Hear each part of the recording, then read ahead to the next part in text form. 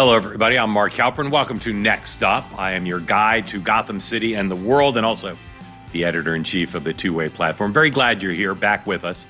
We had an election here in New York this week for the Democratic nomination for mayor, and it's a big deal. And I'm going to tell you why I think it's a big deal and tell you why the likely next mayor of New York City is a lot like Donald Trump. Also today, very happy to be joined by my two-way colleague, Meghan McCain, who had an extraordinary exclusive interview with the Second Lady Usha Vance this week. Usha Vance has not sat for an interview like this. She is a fascinating person, and Meghan's conversation with her, we will break it down, is one that I think you will find extremely compelling. Whether you know about Usha Vance at all or not, this is really the most significant interview she's done on camera, and it is something to behold, incredibly revealing.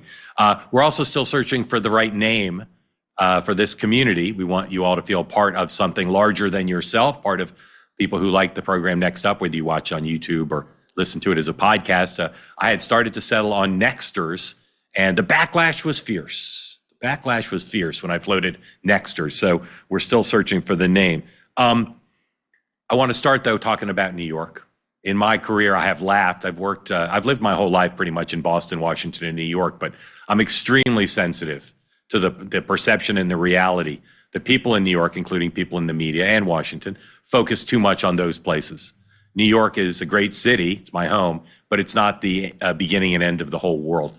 Usually stories here are overcovered. I think the story of this election here for mayor of New York that has positioned a previously unknown gentleman named Zohran Mamdani to be the mayor is a huge story. And it's a huge story for not just New York or people who like politics, but it's a huge story for the country.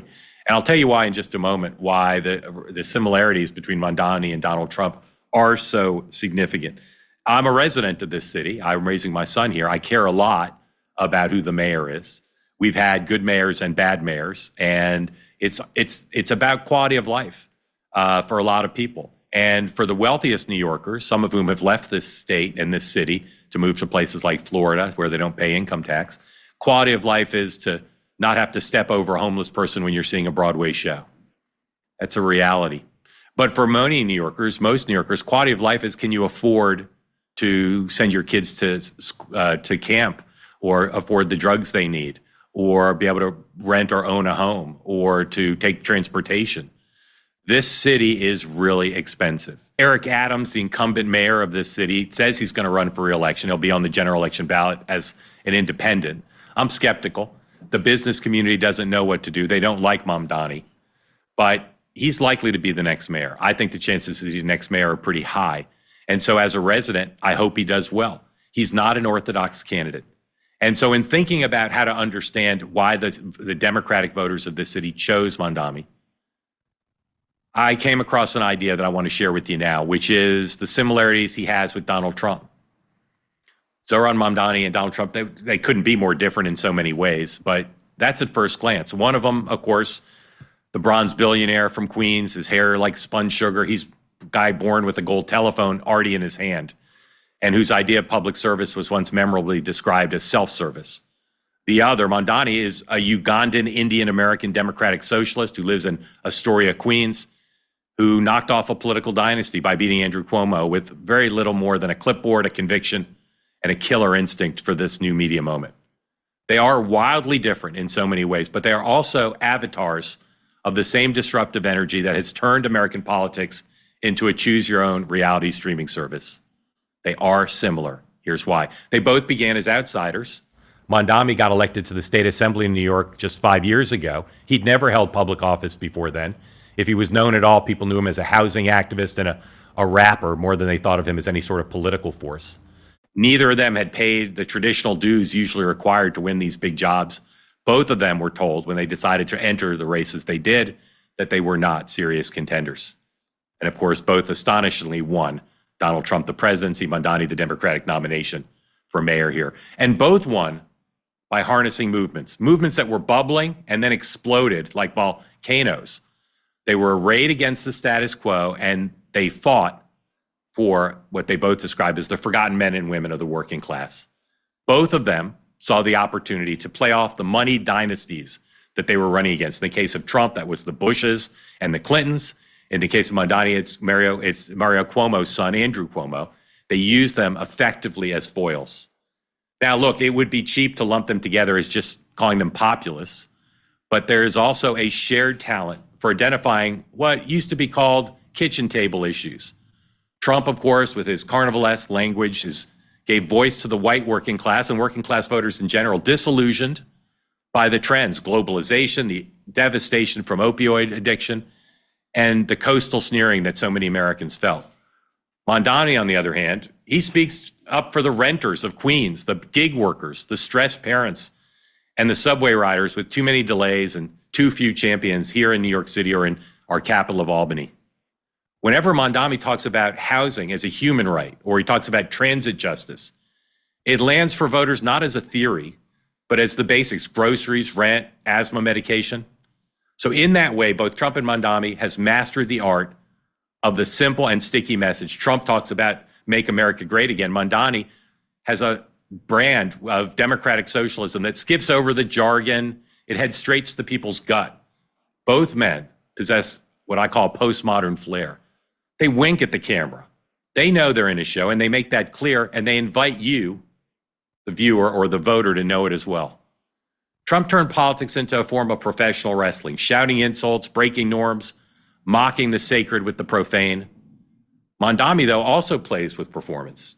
He quotes serious historical figures in one moment, and then the next he'll drop a TikTok video with meme-perfect comic timing. He wears his ideology right on his sleeve, sometimes quite literally, in the form of branded jackets or tax the rich merch. But he never lets you forget that he's in on the meta joke of modern politics, just like Trump. Both of them break the fourth wall. Trump calling into cable news shows unannounced in 2016, altering the news cycle whenever he wanted on a whim with a social media post. Mamdani, very similar. He records Instagram videos that directly address his constituents. They have all the production value of a well-funded college activist group, and yet somehow they work because he, like Trump, knows that message discipline in the 21st century means being the message yourself, loving social media, and making real life and social media rhyme in some sort of synchronistic tandem. Their critics scoff. They call it unserious or narcissistic or both. But what their critics miss, and they missed it with Trump back in 2016, and they're missing it, I think, to some extent with Mamdani now, is that we're currently living in the age of authenticity as performance. Neither of these guys hides the fact that he's selling something, but they're both very good at it. And that, in today's media ecosystem, is much more powerful than 100 endorsements from newspaper editorial boards that no one ever reads. Both of these guys have opponents who constantly underestimate them over and over. Trump was dismissed in 2016 and then again in 2024 as a sideshow in 2024 until he stood with one hand on the Bible when he first got elected and the other clutching the nuclear codes. Mamdani, likewise, was viewed as a long shot nuisance when he got in this race until he defeated a poll-blessed frontrunner. It turns out that there's power in being told you cannot win. It becomes a big part of the story, part of the brand. Both these guys have reshaped their parties, perhaps more than the parties would like to admit or can bring themselves to admit. Trump bent the Republican Party into a vessel for grievance, nationalism, and a cult of personality around him. Now Mamdani's on the coast of dragging the Democratic Party here in New York and nationally to the left to be part of his vision of the future. He's already causing a big national debate about what it means, and we'll talk about that in a little bit. What unites these two guys, perhaps most of all, is their command of narrative. In a world with a fragmented attention and lots of media and lots of memeified discourse, both these guys, Trump and Mamdani, they understand that a political figure must be a character. Trump had Crooked Hillary and Sleepy Joe and endless tales of rigged systems. Mamdani offers his own tales of grassroots uprisings, of billionaires and millionaires thriving at the expense of the people, of landlord lobbyists skulking in shadows, and of brave organizers triumphing against impossible odds.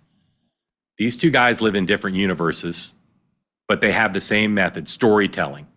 Again, they are not the same. Their politics, their values, their visions for the country, it couldn't be further apart. But style, my friends, is an important weapon, and having an agenda, even if it's a bumper sticker one, that speaks to the movement that you lead, that speaks to the moment that we're in, that is now what will triumph every time against conventional politics. That is what wins elections now. In another age, our politics was maybe more serious, Lincoln Douglas or Roosevelt fireside chats. Now it's more like an improv troupe than the Federalist Papers. We're watching two different one-man shows now in parallel, staged on opposite ends of the ideological theater, but each of them with the same stagecraft trick, breaking the fourth wall, acknowledging the audience, letting them feel smart and energized just for watching. In that way, Zohran Mamdani, probably the next mayor of New York, and Donald Trump, the president of the United States, are mirror images of each other in both the substance of what they talk about to try to address the people in the working class who feel frustrated, and in terms of form. Both of them are very talented postmodern performers. They're both great political storytellers, and both of them were underestimated until it was far too late for a confused and flummoxed establishment to figure out how to stop them. So both of them, in their own particular and peculiar idioms, they tell the audience, you're not just watching this, you're a part of this. You're part of a movement.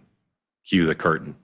All right, next up, I'm going to break down Mamdani, what he's saying now that he's the nominee of the Democratic Party, what it means for our politics, and how he's going to move between now and November to try to win the general election. That is all next up. Oh my goodness, it was not supposed to get this bad. You were on top of your bills, and then inflation hit. Groceries, gas, everything shot up. Prices up 26% from just a few years ago. That's 26%. And it's not your fault you've fallen into debt. Let me share with you a smarter, faster, far easier way out of debt. It's called Done with Debt, and they're not like any other debt relief company. They don't push loans or bankruptcy on you. Done with Debt are legendary negotiators who go head-to-head directly with your credit card and loan companies. They've got just one goal: to drastically reduce or eliminate your debt altogether. And unlike those other companies, Done with Debt moves very quickly. Most clients see more money in their pocket month one. But a word to the wise, you better hurry, because some of their brilliant debt erasing strategies are time sensitive. Do not make another bill payment until you talk to a Done with Debt strategist. It's free. So visit donewithdebt.com. Again, that's donewithdebt.com. One more time, donewithdebt.com. All right, let's talk about New York City and the importance of having a good mayor. We saw with Rudy Giuliani and Mike Bloomberg the capacity of a mayor to really change the city, to make it work. But people on the left don't think they made it work for everybody. They think it made it work for rich people. This city is hard to run. Subway system's old. We have a huge police force, but we still have crime on a regular basis. And the thing that Mamdani focused on more than anything else in the election is the cost of living, to make things affordable: food, shelter, clothing, education, transportation. I said before, he's like Donald Trump in that he is leading a movement. And a movement is always going to be a regular campaign. I didn't really focus on him very much, and I cover politics and I live here in New York. I want a strong mayor, and I think he'll be the mayor. And my hope is to not do what so many people are doing now. How do you stop him? How do you criticize him? How do you make him seem like he'll do a bad job? My hope is people look, give him scrutiny and have a general election. But since he's the most likely next mayor, what kind of guy is he? How likely is it that the voters who chose him are going to be rewarded, and that the city will be rewarded? And how likely is to influence the Democratic Party nationally? There's already Republicans around Donald Trump and others salivating at the prospect of using him in the midterm year after he wins the election, which he probably will, to say this is the face of the Democratic Party: radical, leftist, socialist. And they're moderate Democrats, including some speaking on the record, who feel the same way. This guy is left. There's no doubt about it. But he's also doing something that a lot of Democrats saying they can learn from, which is using social media and effective communication to say Donald Trump does not have a monopoly on evincing concern for the working class and for having ideas to address their needs.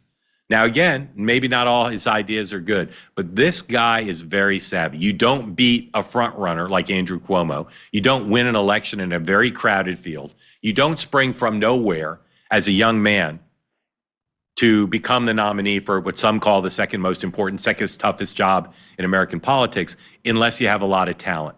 And people have focused on his social media videos, his ability to use, kind of play off other celebrities. I find the guy to be a very compelling guy. And even though his politics are to the left of what a lot of people in my neighborhood in New York would like to see, I'm curious to see what kind of person he'd be. Would he be a better mayor than Eric Adams, who I think at this point is the only other person with the prospect of winning in the general election? Given Adams' record, I think it's at least an open question, and it may well be obvious by the time this campaign ends that he would be a better mayor than Eric Adams. So here he is on Wednesday night on MSNBC talking to Jen Psaki about his view of how the Democratic Party should learn from his victory. This is B5.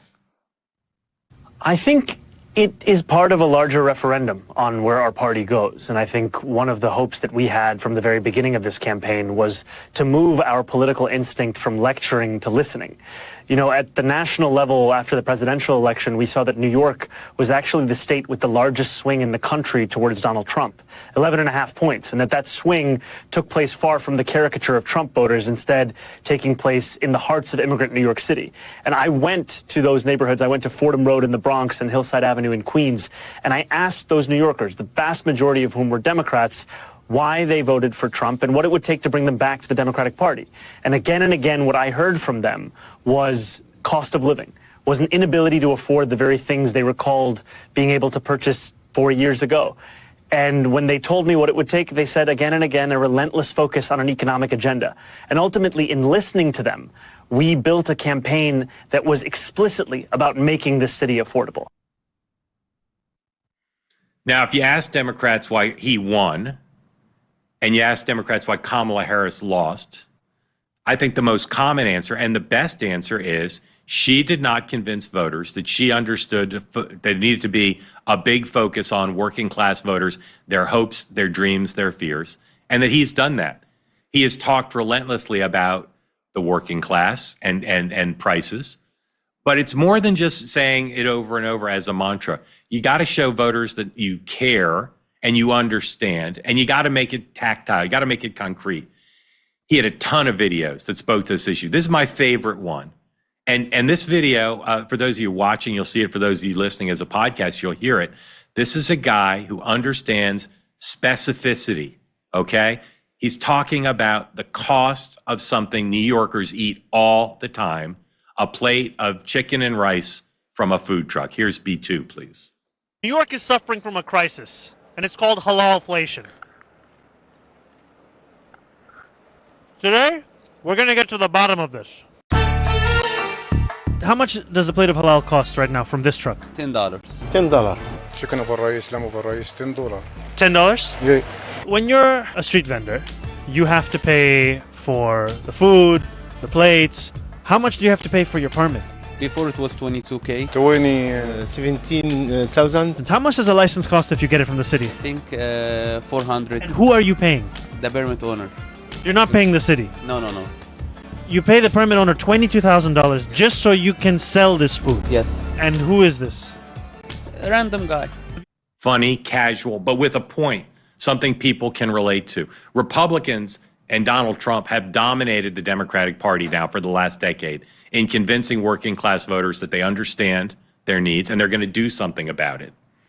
And this guy has the ability to say, I get it, with illustrations like that. But he also has some specifics. Now, not everybody likes the specifics. He wants to open up city-owned supermarkets in food deserts. He wants to make public transportation, public buses free. He wants to raise taxes on the wealthiest. Not everybody likes those ideas, but they are ideas that he ran on, and that may well be popular in a city that's 6-1 over, maybe more overwhelmingly Democratic. It's an important distinction between him and a lot of other Democrats. And when you've seen and heard praise from him, from Democrats who think on some issues he's too liberal, that's what they've highlighted. And they're right to highlight that. So some people are casting his nomination as a big problem for the Democrats, rather than what I think some smarter Democrats are saying, which is it's an opportunity for the Democratic Party to say, just like Donald Trump, we are laser focused on the working class of this country. And just like Donald Trump, we've got ideas. Now, some people are skittish about him because of his support. His support comes from, amongst others, the two leading members, the two top leaders of the Democratic Progressive Movement. One is AOC, who endorsed him late in the contest, and I think that certainly played a role in increasing his momentum here in the final days of the campaign. So here is a glimpse of the chemistry between the two of them, and you can see in AOC's enthusiastic words just how supportive she is of Mamdani. This is B3, please. I am here loud and proud to rank Zohran Mamdani #1 for mayor of New York City. And make sure that you do not rank Andrew Cuomo on your ballot. Don't do it, folks. We are going to rank our ballot. Zohran #1. All right, very enthusiastic. Now, here is another big supporter of his who also endorsed late in the race, Senator Bernie Sanders of Vermont, being asked what other Democrats should do and what they might do in the wake of his friend Mamdani winning the nomination. This is B8. We saw the Democratic leaders have put out statements that were nice and kind, but not necessarily outright endorsements. Is it time for Democratic leaders to get fully behind him? Whether the Democratic leadership, sadly, too often is tied to the billionaire class and their campaign contributions. What the Democratic leadership has got to do is make a choice. Which side are you on? Interesting that Sanders is putting that pressure on. And as I said, Bill Clinton's already endorsed, Jerry Nadler, the congressman's endorsed, but some people haven't. Why haven't they? It's not because they don't think his focus on the working class is significant. And some of them don't disagree with the policy prescriptions he has. They have questions about some of his past statements related to particularly Israel. Here's one that gets a ton of attention. At a time when the United States and Israel and President Trump and Bibi Netanyahu are working very closely in trying to deal with Iran. Here's what Mamdani said in the past about the prospect of if he were mayor and Benjamin Netanyahu came to the United States for a UN meeting or something else. Here's what he would say. Here's what he says he's for. This is B1. Would a Mayor Mamdani welcome Benjamin Netanyahu to the city? No. As mayor, New York City would arrest Benjamin Netanyahu. This is a city that our values are in line with international law. It's time that our actions are also. Arrest Benjamin Netanyahu? That's not in keeping with what a lot of New Yorkers would say the way they'd like to treat the guy. But it is in keeping with his record as being pretty hostile towards Israel, pretty concerned about the Palestinian movement. That, of course, taps into the national question of the Democratic Party being defined by a pro-Palestinian wing. So in his interview with Jen Psaki, Mamdani tried to address this question of how he feels about anti-Semitism, how he feels about Jewish New Yorkers. Let's play that. B7, please. My message is that I am looking to lead this entire city, to represent each and every New Yorker. And that representation is not contingent on whether or not someone votes for me or someone agrees with me, because the responsibility of a leader is to reach out to all 8.5 million people who call this city their home.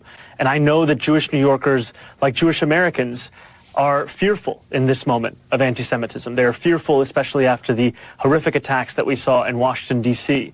and in Boulder, Colorado. And they're fearful also in conversations that I have heard myself about life in this city. And ultimately, it's through the conversations I've had with Jewish New Yorkers that I have developed a proposal for the Department of Community Safety that would include an 800% increase in funding for hate crime prevention programs. Because ultimately, we cannot simply say that anti-Semitism has no home in this city or no place in this country. We have to do more than talk about it. We have to tackle it. So as a resident of New York, and as someone who thinks that this guy's going to be the mayor, I don't want him to be at war with the Jewish community or those who believe he's anti-Semitic. You listen to that answer, he said he's not. Let's take him at his word. Let's have the conversation. You know, he's not national security advisor, he's not Secretary of State, but the mayor of New York City does have foreign policy. He does, if he wins, he will have a lot of Jewish constituents. I think it's incumbent upon the media, those who are skeptical of him, and Mamdani himself to start to address these issues as he did there. I don't think you could listen to that and say on the face of it, he's hostile to the Jewish community or hostile to Israel, but he does have a different point of view. And it's a point of view that's very different than our other recent New York mayors, all of whom have been aggressively, some might say stridently pro-Israel. He's going to have to deal with that. The thing he said about Netanyahu, All right, he's going to have to deal with these things, and he should deal with them the way he did in that interview up front. This is an extraordinary story if this guy becomes mayor for so many reasons. There should be and there will be focus on his past statements of controversy. There should and would be focus on the reality of the policy positions he's taken on his core issues of helping the economy. There also should be focus, I think, on the extraordinary reality that a young Muslim American went from obscurity at the beginning of this race, he was at 1%, to becoming, I think, the next mayor of New York. And it matters not just because New York's a big city. And it matters not just because Democrats and Republicans are going to fight on the meaning and use him as a symbol. It matters because we're in a time of extraordinary change. We're at a time when the establishment is out and outsiders are in. When rising interest in younger politicians, not 80-year-olds, but people in their 30s and 40s, that's in. The older folks are being phased out. And it comes at a time when all the other issues in the world, the president's at NATO and he's being called daddy. We're dealing with Ukraine, we're dealing with Iran, we're dealing with trade issues. There's a lot going on in the world. But for most Americans, what matters is what this guy realized he needed to focus on, not just to win, but to govern effectively and address the needs of the people of this city, which, despite New York's oddness and difference, are the needs and wants of all the people around the country who are in the working class, which is, how do we stop this long-term trend away from things being unaffordable? This inflation that we went through in the Biden years and after COVID, this question of jobs, this questions of affordability, of housing and education and everything else. This is the stuff of life for real people that has nothing to do with politics, but it is the politicians who play the biggest role, particularly on things like affordability of the basics, who we must look to solve the problems. And this guy says he can. Now, I have no idea whether, if he wins, and I do say again, I think he will win. I have no idea whether he'll be an effective mayor. I certainly hope he is. And you can't get away from the fact that he won't be the youngest mayor in New York City history, but he'll be one of the youngest, I think the second youngest. He'll be a Muslim mayor. And if you look at our big cities, that's pretty unusual. Here he is again with Jen Psaki on MSNBC talking about his faith and his family identity. This is B6, please. Think about my grandmother Kulsum and my grandfather Yusuf and how they taught me from a young age that to be a good Muslim is to be a good person. It's to help those in need and harm no one. And ultimately, I've sought to do that over the course of my life, and especially in a time when the mere mention of being Muslim is seen as if it is a slur. It is also an opportunity for me to introduce the fact that being Muslim is like being a member of any other faith. It is believing and belonging in a notion of equality and in solidarity. And I know that it is so meaningful for the million Muslims that call New York City their home to see the fact that representation can be something that exists not just across the 5 boroughs, but also in City Hall. Okay, that's lovely. You think about this city and its connection to its Muslim American population and the stresses caused in that after 9/11. Okay, 9/11, almost a quarter century ago, but still fresh in the mind of anyone who travels around the city, particularly going downtown to Ground Zero. And here we have a young Muslim American, not born in the United States, but assimilated in so many ways, a state elected official, now on the cusp of being the mayor of this city, speaking about his faith in such a lovely way, in such an accessible way.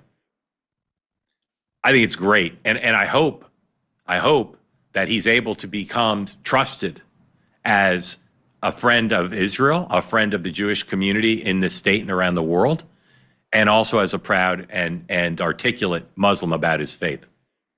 All right, this is the time for people to recognize that I am not obsessed with New York. And I normally say we overcover New York, but this man and this moment is extraordinary.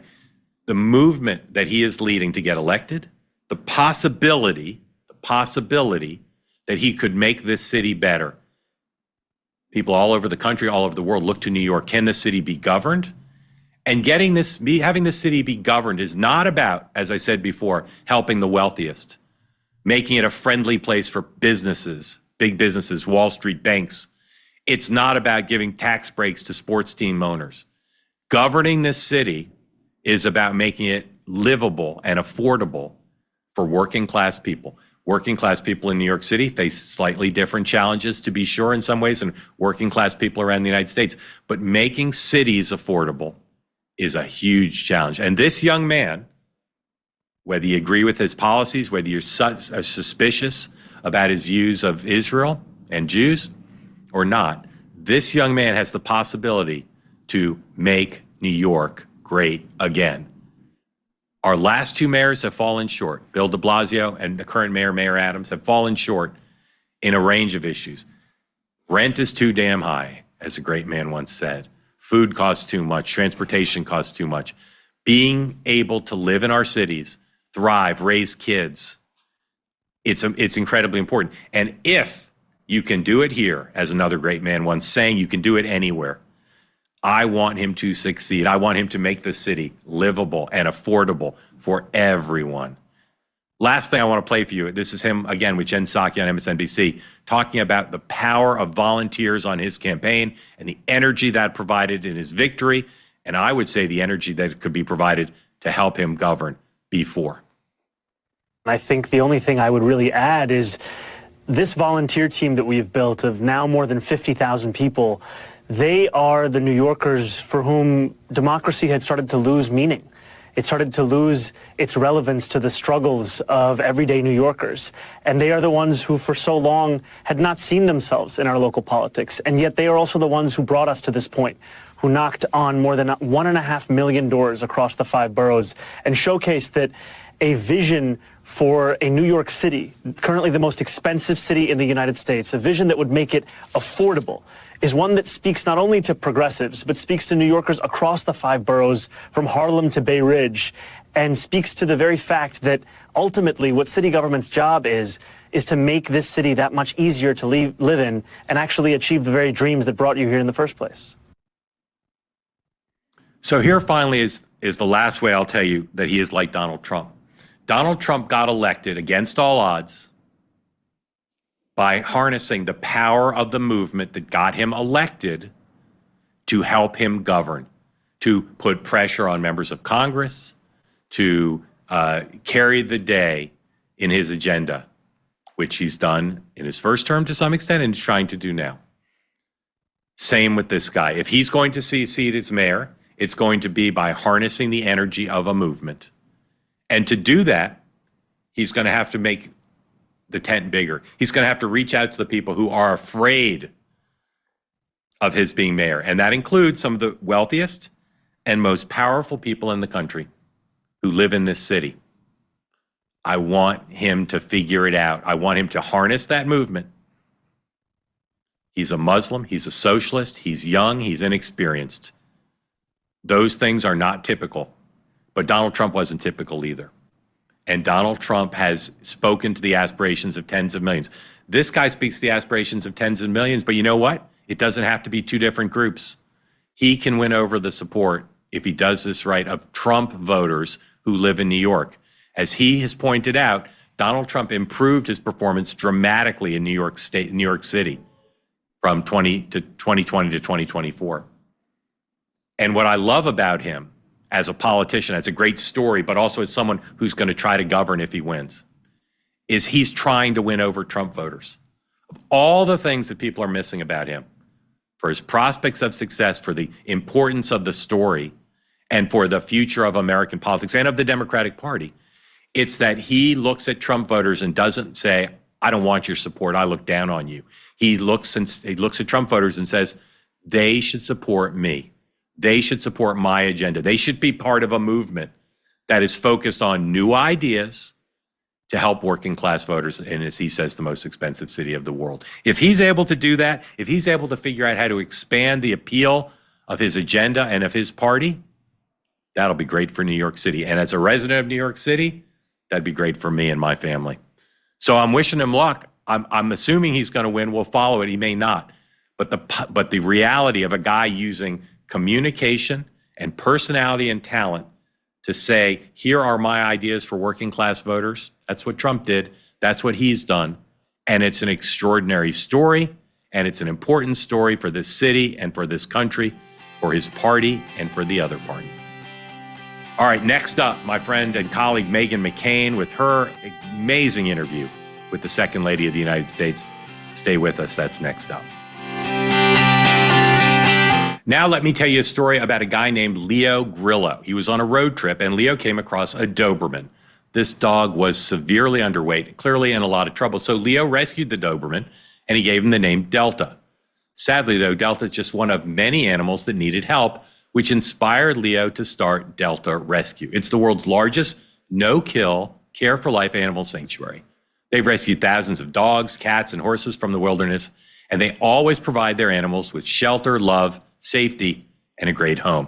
This dedication and everlasting love to animals is Leo's mission and legacy. Delta Rescue relies solely on contributions from people like all of us. So if you want caring for these animals to be part of your legacy, speak right now with your estate planner, because there are tax saving and estate planning benefits as well. You can grow your estate while letting your love for animals live well into the future. Check out now the estate planning tab on their website to learn more and to speak with an advisor. We call dogs man's best friends for a reason. You can help those animals who need it most. So please, right now, visit deltarescue.org to learn more. Again, that's deltarescue.org. Next up, a great interview. Back in the olden days, meaning at the beginning of my career, it was very common for spouses of prominent politicians and elected officials to be profiled, to do long interviews, to reveal themselves about their lives, what they cared about, their family situation. That has, for a variety of reasons, gone away. Distrust, particularly between the media and Republicans, but even with Democrats. And social media allows folks to get their message out without talking to interviewers.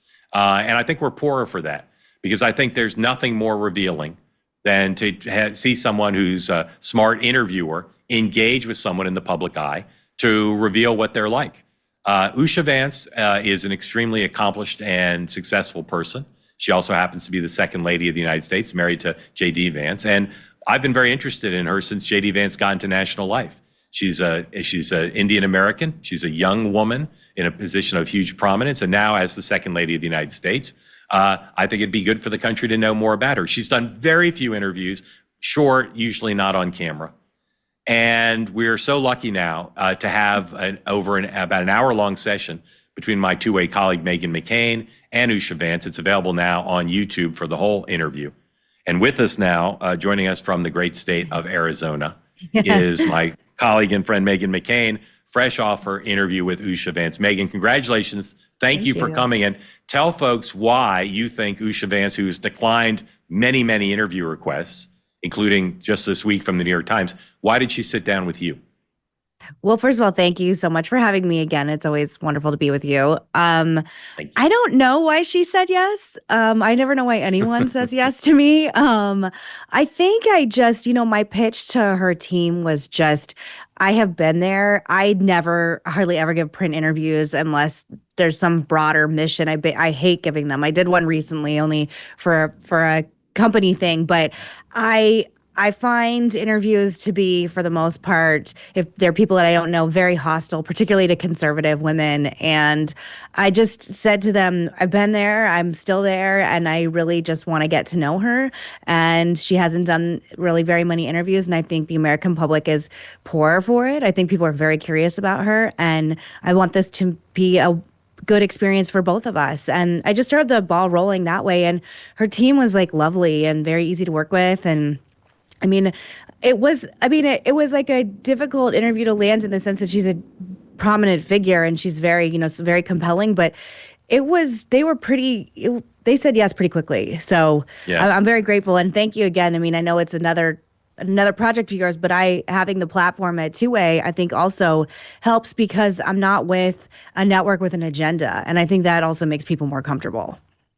You and I talked the other day about something I referenced in introducing you, which is when your dad ran for president, your mom was profiled and interviewed regularly, and people got to know her. Well before I met your mom, I understood a lot about her heart and her aspirations because of interviews. That is a dying thing, and you've revived it with this interview. Well, that's what I'm hoping to do with my job at Two Way. It's one of my inspirations for coming to work with the company is, when I was coming up, like you said, it was very common to do like People magazine profiles and Today's Show. I started my career at Newsweek magazine doing back of the book. I worked in a thing called Tip Sheet. And then I was 21 and I learned the power of pop culture and profiles of, interesting people in pop culture and politics. And I don't think we are less if you want to just know people for people, because it's still important who the humans are that are going to represent you and their family. I don't remember. Sorry, I lost my chain of thought. Just that I think it's a dying art, and the media's inability to treat politicians on the left and the right like humans, I think, is my gain. And I have pitches out to some people on the left as well. I don't want this just to be something for Republicans, but I feel like there's a space that hopefully I and other people can inhabit where people in politics can know that I'm not a gotcha person. I never want anyone to sit in front of me and feel uncomfortable or unhappy or like I've in any way, said something to them or asked them something that they're not comfortable with. I think it's just my background and how I was raised and where I come from. And I'm delighted at the response. And I really think there's a place for this. And I'm really just very grateful to Usha for her time and honestly just having some trust that we could do something great together. Yeah, I say all the time, the responsibility of political journalists and commentators is to do two things, primarily hold all powerful interests accountable to the public interest and help the voters and citizens understand the powerful people in the country. This is not an investigative interview. It's not a hectoring interview. It's an interview to allow people to understand her heart and her head.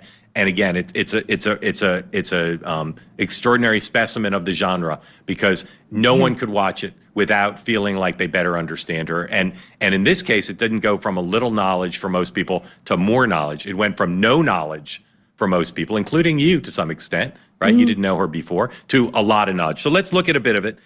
This is the Second Lady of the United States, Usha Vance, talking about her relationship with her husband, the Vice President. Number C1, please. Do you mind if I ask a little bit about your love story? Sure. Because everybody's interested. So you met your husband at Yale. And I just want to know, I know I saw an interview, you said you were friends first. I also read in his book that he said, I love you first. When you first met him, what did you think was special about him? Because my husband and I were friendly first before we got together too. And there was definitely a moment that I was like, oh, maybe this is a little different. Can you just tell me a little bit about like your first meeting and how it turned romantic, Mrs. Vance? Of course. So the first meeting would have been in the library. I think I've told people about this before, where we were just on a tour of the library together and we met all the people who were in our classes together. And that I barely remember because, it was a tour. There was just this flood of information and I was really focused on that. But I think we were really lucky that we got to know each other in the best possible setting. We had all our classes together. It was just a really lovely social environment. So I just knew of him as one of the people who kind of held that group together, our small group that was going from class to class to class. Everyone really liked him. He was funny. He, didn't take everything too seriously. He was just obviously really good friend material right off the bat. And so I was drawn to him for that reason. And I think that persisted for quite some time. And it really was when later on in our second semester, when he started to talk more about where he was from and what made him this kind of person who I just found so appealing, that I started to think of him in this different way, as something other than a friend, but one of the more interesting people I'd ever met in my life. Sure. And I think that's what kind of set us on the path towards dating and eventual marriage. All right, Meghan, you're a great journalist, but you're also a great intuitive understander of people. What's your appraisal of how she talks about her marriage as compared to some other folks you know? Well, I said this with you guys earlier on your morning show that it's very clear they're in love, which sadly in politics, that isn't always the case. I really pride myself on being able to read people, particularly political couples. And there's sometimes you meet people and you just, for better or for worse, it's obviously a relationship of convenience or their shared love is political power. And for them, my main takeaway from Usha was just they're genuinely in love. They have a genuine connection. They met in a really organic, normal way in college. and that she's there supporting him in the last thing she thought she would be as second lady or our next potential first lady. And I don't know, I find so much of it really refreshing because the vice president and Mrs. Vance, Usha, are my age, and they have children around my age, my children's age. And I have never experienced anything like that in my adult life. Normally, political couples are much older. They have their grandchildren around. And we talk about in the interview the pressure of being like the first millennials in this place. And I found them very normal. When I went to their house, their dog was running around, their children were around, there's a playground in their yard, there's like a pool that, the kids could swim in. Like, it just felt like other than it was a naval observatory and it's obviously, guarded within an inch of its life, it could have been any other home in Washington, D.C. filled with children. So I found that really refreshing too. Yeah, so to me, one of the through lines of the interview is they are normal. I mean, she comes across as just such a normal person. Their relationship comes across normal. Their love story, how they met, how they interact now. Here's another way they're quote unquote normal in the modern era. And again, people your age statistically are going to be more attuned to this than people my age, which is they've got a mixed marriage. They're raising 3 kids with 2 parents of different religions. Here she is talking about her faith. This is C3, please.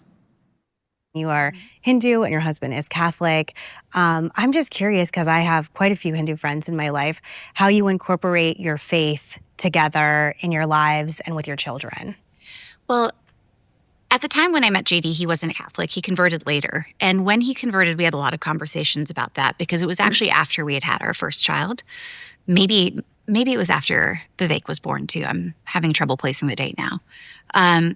But of course, when you convert to Catholicism, it comes with several important obligations, like to raise your child in the faith and all of that. And we had to have a lot of real conversations about how do you do that when I'm not Catholic and I'm not intending to convert or anything like that. So I actually think it was a really helpful thing to happen because we were obligated to have those conversations as a part of his conversion. And it felt like I could be a part of it and have some, say over the way that the direction our lives were going. So what we've ended up doing is we send our kids to Catholic school, and we have given them each the choice, right? They can choose whether they want to be baptized Catholic and then go through the whole step-by-step process with their classes in school. And so far, our oldest child has done that, and we'll see what our second child does. But we make going to church a family experience. The kids know that I'm not Catholic, and they have plenty of access to the Hindu tradition, from books that we give them to things that we show them, to the visit recently to India and some of the religious elements of that visit. So it is a part of their lives, and they know many practicing Hindus as a part of their lives in their own family. Do you celebrate like Diwali or Holi with them? Any of like the traditions? We haven't. We're actually hoping to have a Holi party, so we're looking forward to that next year. Beautiful. I think they would love it. No, I mean, you can explain it. It's a beautiful tradition. Yeah. No, I think it would be a lot of fun. Their main point of access is through spending time with my parents and my grandmother. My grandmother is a particularly devout Hindu. She prays every day. She goes to the temple regularly. She'll do her own pujas. And so they access it that way. We spend a lot of time with them. We don't necessarily mark a lot of the holidays at home. What we do is with my family. They'll either call and we'll talk about it. There are certain things that they'll do every year. Or we'll see, the gods in their home and be there when pujas are happening and all that. I love that. I think it's so beautiful. I really do. I love interfaith families, and I just think from the outside, you guys seem like you're doing it really flawlessly, and it's really nice to see in this level in our, in our culture and in the country. I just think it's really beautiful. Meghan, it's so funny. When I was watching that part of the interview and she gave her answer, I was thinking to myself, a thought bubble, that's so beautiful. And then you said the exact same thing. It's extraordinary and yet ordinary now in modern America to have the kids, the relatively young kids, all under 10, teaching them about the different faiths, not having tension between the two of them, even though they are of different faiths. The fact that he converted after they had kids is kind of incredible. And I just find her enunciation of it, her discussion of it, with the calm and peace that she brings to it, to just be beautiful. Yeah, I agree. And I think, like you said, it's pretty common in the country now to have interfaith marriages and interfaith families. Just for me personally, and I talk about this in the interview with her, I come from a biracial family as well. And my sister is originally adopted from Bangladesh. And you probably remember this, but people might be too young to remember this. But it was somewhat controversial, and there was some political controversies associated with me having an adopted sister when my dad ran for president in the year 2000. And to see, such a darkness in political history, to go to having this beautiful interfaith marriage with the first South Asian second lady, and it really be celebrated within the Republican Party. Just for me as a, person who's been around a long time, it was really beautiful to observe. And I also think, look, the elephant in the room, so to speak, is that there's a really high likelihood Mrs. Vance is going to be our next first lady. And I actually think the way she's describing her faith and their life, again, it feels very normal in so many ways. And I really think the American public are going to continue to embrace it. And I just find so much of it really modern and refreshing. I just really do. I don't know if I'm just biased because I liked her so much after I interviewed her, but I just think I wish the media would focus more on what is so beautiful about this relationship and this marriage, because sadly, I do think if they were, on the other side, if they were Democrats, if he was the vice president on the Democrat side, I do think there would be more emphasis on how amazing this is for the country. And sadly, because he's a Republican, they're not. I agree. Now, I don't want to be a snob and say that everyone who's a clerk for a Supreme Court justice, as she was, or everyone who went to Yale Law School, or everyone who works at a high-powered law firm, all of which she did. I don't want to say that they're all brilliant. But this lady, and again, it comes through in the interview, she's brilliant. And all her friends say it too.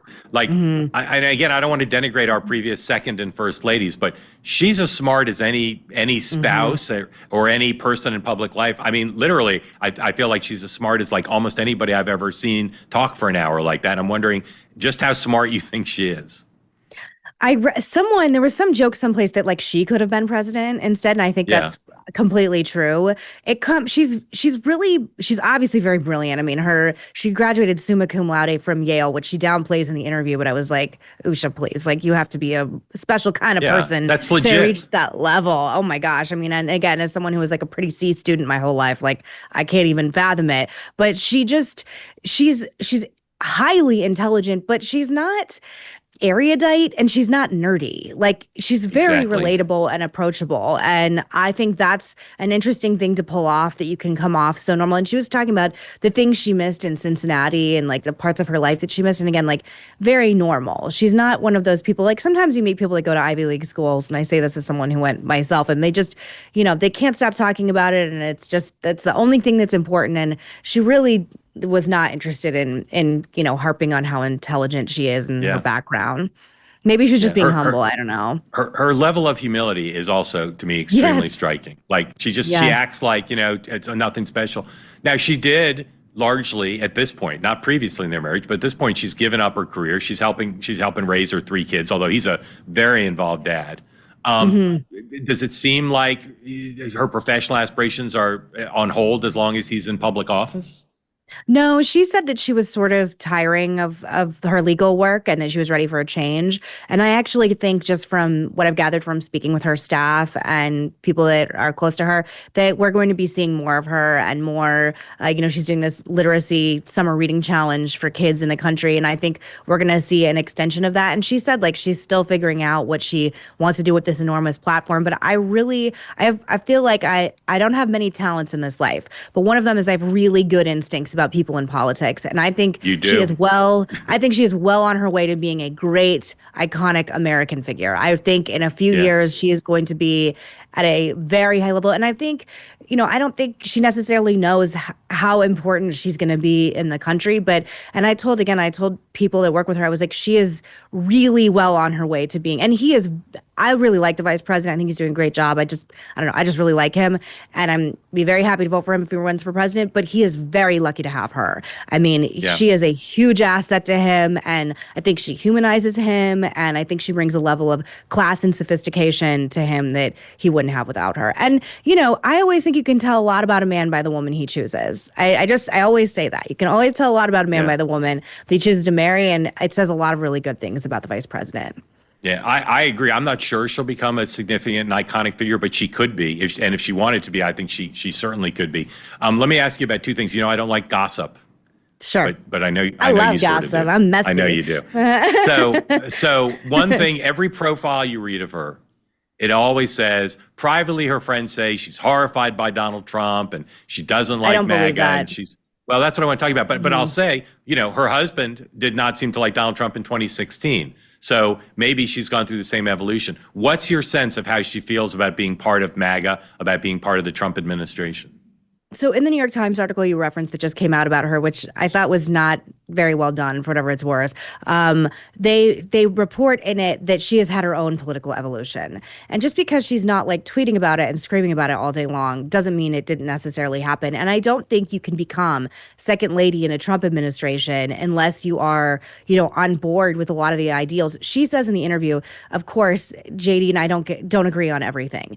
Who does? I disagree with my husband on 50% of things. But I do think, one of the things I also relate to with her and the vice president is I've had my own evolution with Trump, and I've had my own evolution with, where we are in the world. And I think for a lot of people like the vice president and like Usha and like myself, and I can't speak for her or him, but just from what he said publicly, the left has gotten so radical that you find yourself in a lot of ways, especially in my age range, identifying more with the ideals of the right, particularly if you have young kids and you have, a different kind of life than I did when I was in my 20s. So I don't believe she's anti-MAGA. I think that's something ugly people want to say and act like she's, let me tell you something. That is not a woman who's not going to do exactly what she wants to do. She's a highly accomplished, as you said, lawyer and intellectual. I just don't believe it, and I think it's actually a pretty sexist remark to say.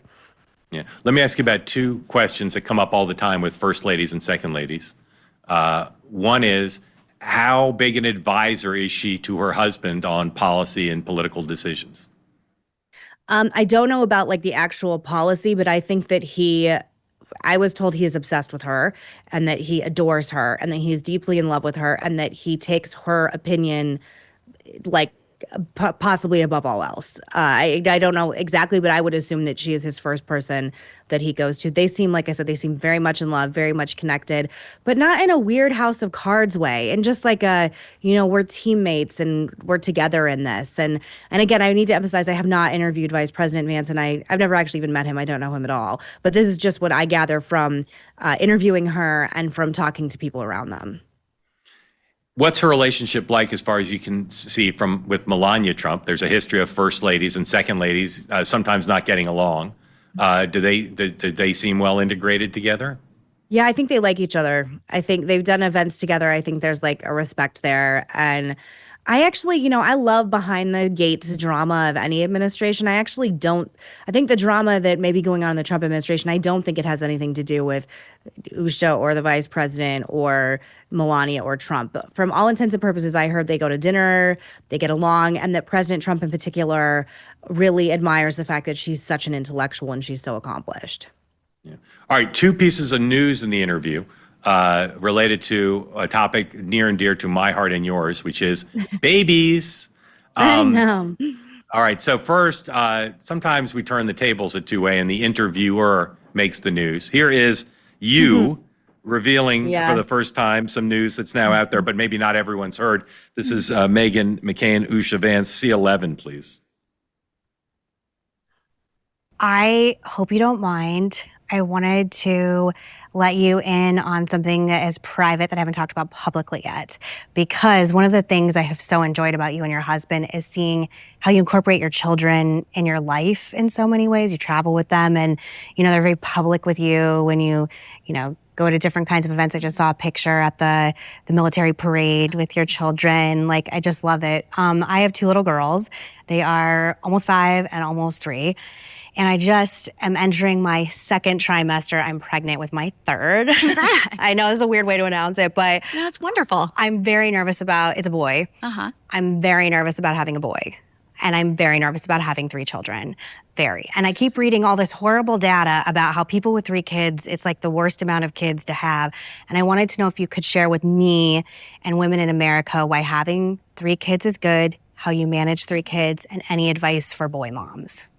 Absolutely. Well, congratulations. Thank you. That's so exciting. Thank you for letting me share this with you. We just met 20 minutes ago, so I feel like we're intimate enough for me to tell you. I love it. I love it. I love having 3 kids. I'm a huge proponent of it. I mean, obviously, people want to have different family sizes for different reasons, but what I've really enjoyed about 3 kids is that it's just enough for them all to be kind of a pack.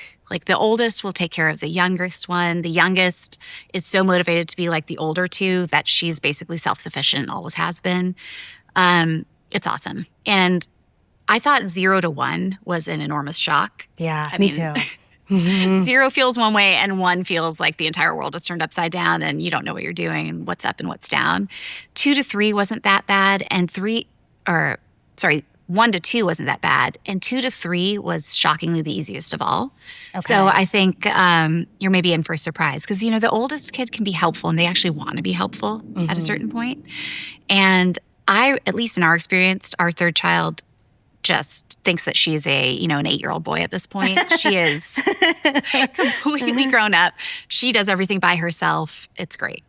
And then as for the tips about girls and boys, the one thing that I will say is that the growth curves are so different and the way that the timeline of development is really different, that comes as a little bit of a surprise. How so?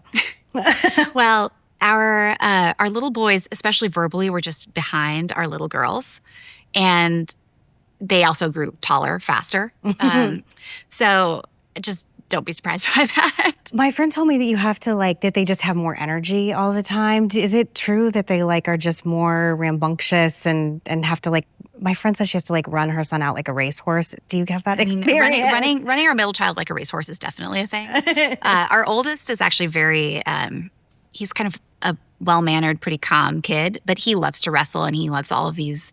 He's got a lot of energy as well, but he can kind of rein it in. There's just no chance with our second kid who just has to move. We just try to think of, when they were little, we tried to think of life in almost 15-minute blocks. Yes. What can we do with Vivek for 15 minutes before he then starts trying to tear apart the furniture? Yes. What can we do for the next 15 minutes? It's like my daughter. Yeah, she's an animal. You and I talk to parents of kids around our kids' age all the time, and some of them talk about kids in their own kids and kids in general in a remarkably dismissive way, and some of them make sarcastic or what I consider to be dark remarks about regretting having kids or what a pain it is. Of all the things in your interview with her that really made me so impressed by her and drawn to her and found her appealing is the way she just talked to you about raising kids. It's exactly the way I think about raising kids. It's exactly the way that I think all parents should. Yeah, it was my favorite part of the interview, and she legitimately made me feel better. There's a lot of fear-mongering that has come when I'm telling people I'm pregnant, we're having a third. I mean, I've had people be like, you're going to lose your mind and your body, and you're going to go crazy, and 3 kids is going to send you to a mental institution and all this stuff. And I was like, that's not productive or helpful at all. And her being so positive about it was so lovely. I think the thing she's saying about the difference between boys and girls is something I'm definitely heeding because I'm in such a girl world. But she just, and also for people criticizing me announcing that I was pregnant that way, I did give a heads up, this wasn't a complete, just so we're clear, I would never do such a thing to anyone, spring it on someone, but she was so lovely about it. And even after the interview, she was just so congratulatory. And, I'm an older mom, I'm 40. I had my first kid when I was 35. I think they were a little younger, but they weren't 22 when they had their first kid. So I love her advice. And again, I never thought I'd be this person that's so drawn to people who are open about their children. But I think there's such a thing right now that people don't want to have kids and they're very negative about it. And again, everybody's choice is their own choice. Do whatever you want. But I do not like fear mongering associated with having children because for me, go ahead. And you are a wonderful dad and you love having a child. So I do. I'm sorry to expose things about your personal life, Mark. Yeah, that's okay. All good. When you told me you were having a boy, I was very happy for you and Ben. I'm very happy about it. And then unfortunately, I did anticipate because for whatever reason, you were just a lightning rod for whatever you do. I knew that people would give you a hard time for it, but I also know how happy people are for you. All right, last thing I want to show, speaking of older parents, is Usha Vance breaking a little news here, talking about the prospect of leapfrogging over the McCain number of 3 to 4. This is C12, please.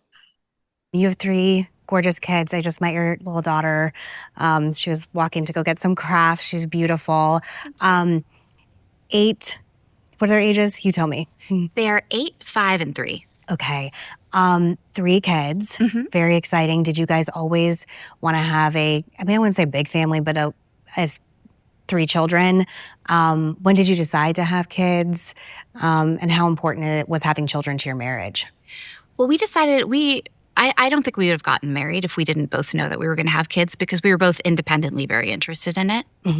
So that was never in question. By the time we were married, we knew we were going to have kids. The number, though, that was in question. I grew up with just 2 kids in my family. And JD has a differently structured family, but he primarily grew up with just his sister. I think what we had decided at the outset is we'll have 2 and then we'll see how we feel after that. And I thought maybe I would have 2 kids and I would think, I'm done, this is good.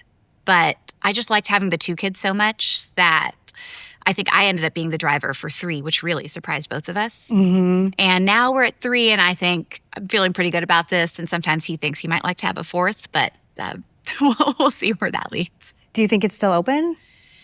Never say never. Sure. We do really love having our 3 kids, but I'm also really enjoying that they're at an age now where, they're a little bit more self-sufficient. They play together as this little pack, and we're kind of past the baby phase. I'm hoping you get a J.D. Vance interview and ask him about fatherhood, because just the glimpses we get of how involved he is, how often he wants to spend time with his kids, how often he makes time for that. It's incredible. And not all busy, important people do it. And he does it. And she, again, just seems like such an active mom and no screen time on flights, she told you in the interview, which some parents would freak out even pondering. I couldn't believe it when she said that. She's very gracious in the sense saying, like, obviously I'm in a different kind of plane than I am when I travel. But, we allow our children to have tablets on planes because I just, it's just really hard to take like 6-hour flights that way. But I think they're not like snobby about it. And I also think, I don't know if they'll have another child, but if they did, I think like America would have a nervous breakdown with excitement. I think it would be because it's just like an unfathomable thing. Everyone's normally so old in politics. And they have I met her little daughter. They have gorgeous, lovely children. So, and I really admire the fact I heard that Vice President Vance, sometimes he'll go to the White House and meet with the president and then come home and put his children to bed and then either go back to the White House or continue working. And I don't know. I love it. I think it's so cool. Yeah. Again, whether you're Republican, Democrat, independent, apolitical, this is an extraordinary hour to spend with Meghan and Usha Vance and to learn about someone who's very important and extremely impressive. Again, whatever you think of her politics or the administration's politics, she's an incredibly impressive person and in every way, in terms of age, religion, country of origin, parents, just a great American story. And I'm grateful to you for bringing it to two-way to the country. Tell people who want to watch the whole interview where they can. You can go to youtube.com/@CitizenMcCain, and it's on two-way, and it's just my show is called Citizen McCain. And I really just want to thank you, Mark. Again, I work with you at two-way, and working there has been such a pleasure and such a privilege. There was a period of time that I was like, I don't even know if I want to work in media anymore because I don't want to do mean things. And it's not that I can't. My personal commentary can be aggressive and mean when I'm saying it, but I never want to be. I never want to put anyone in an uncomfortable situation. So to have this platform where everyone's, respectful and happy about the idea of doing things that are like nice interviews that make people feel happy is such a pleasure. And I just want to thank you. I'm having so much fun. And I don't know. It's like media can be really fun again. And it's really nice. Thank you. Well, thank you. Love having you as a colleague, and so happy about the baby and can't wait to see your 2 older girls react to their new sibling, which is going to be spectacular. Thank you, Meghan. Yeah. Everybody go watch the interview. Thank you for watching this episode of Next Up. I'm grateful to have you part of it. As always, we'd like to keep growing our audience. We're very grateful for the progress we've had so far. But go ahead, like, subscribe, share, spread the word. Available on YouTube and wherever you listen to podcasts, Apple and Spotify and everywhere else. And there'll be more Next Up. Thank you for watching. We'll see you soon.